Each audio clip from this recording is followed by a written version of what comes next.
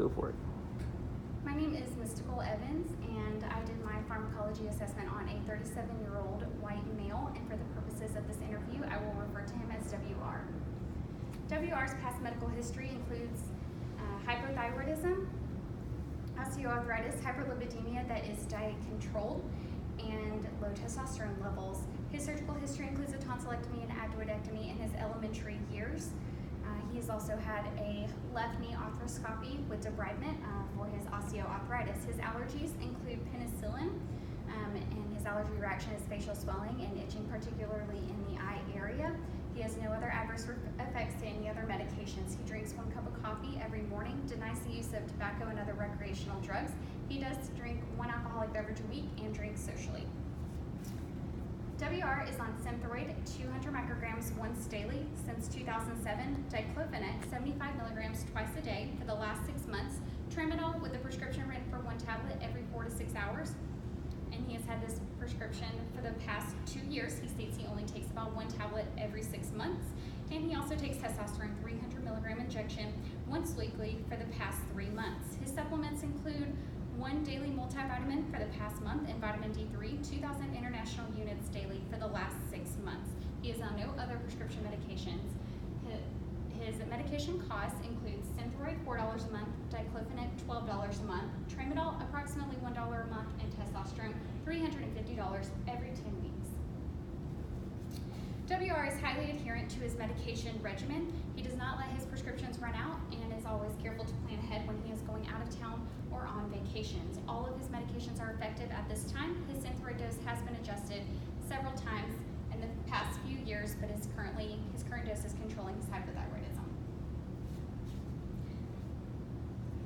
Synthroid is a synthetic T4. It increases the basal metabolic rate, increases mobilization of glycogen stores, promotes gluconeogenesis, and stimulates protein synthesis. It's absorbed from the GI tract and is excreted in the urine, with the remaining drug excreted in the feces.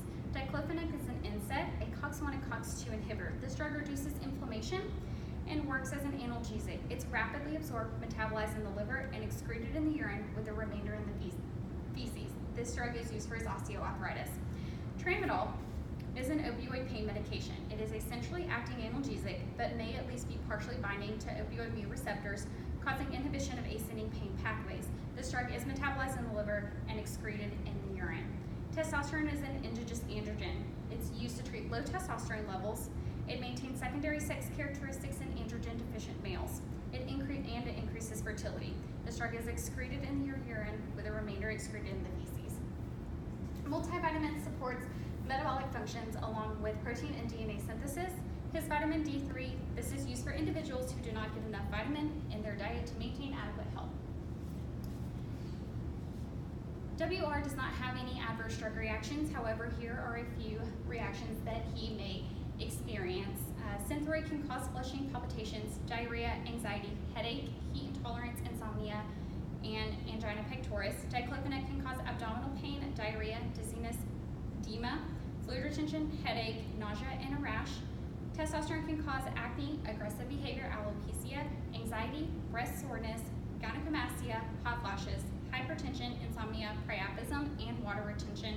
And tramadol can cause constipation, nausea, dizziness, headache, vomiting, agitation, anxiety, and pruritus. According to the World Health Organization and the Centers for Disease Control, the 5 determinants that influence a patient's healthcare are biology and genetics, individual behavior, social environment, physical environment, and health services. These factors require practitioners to be aware of the physical, psychological, spiritual, cultural, and environmental factors, as well as be conscious of social and political contexts in which health can be optimized or threatened. Some cultural barriers that WR experiences that he is a male, he is a young male. Men are, according to our text, 100% less likely to receive annual health screenings and disease prevention services than are women. Also, masculinity and the way society views masculinity and how he was raised to view masculinity can affect his healthcare decisions. He also has low testosterone levels. As he and his wife are trying to have a baby currently, this is an everyday stressor in his life. Advice when it comes to men in healthcare is to suggest when it comes to men in healthcare is promoting health, living healthy, preventing illness, and preventing problems in already existing health conditions. Pharmacogenomics seeks to identify patterns of genetic variation that are subsequently employed to guide the design of optimal medication regimen for individual patients. Pharmacogenomics makes diagnosing easier, prescribing more individualized, and reduces the number of adverse drug reactions. In WR's case, it would be beneficial to know whether he was a poor rapid metabolizer of the CYP2D6. This is because of his tramadol prescription. Tramadol is metabolized by the CYP2D6, and this can make his prescription more effective if it was written correctly. Pharmacoeconomics is the study of drug utilization for the treatment of a specific disease. Pharmacoeconomics can reduce the cost of medications in healthcare by prescribing the right drug for the right disease and keeping costs as minimal as possible. It is important to assess the patient for budgets and other barriers such as insurance before prescribing a medication, and let your patient know the cost of that medication.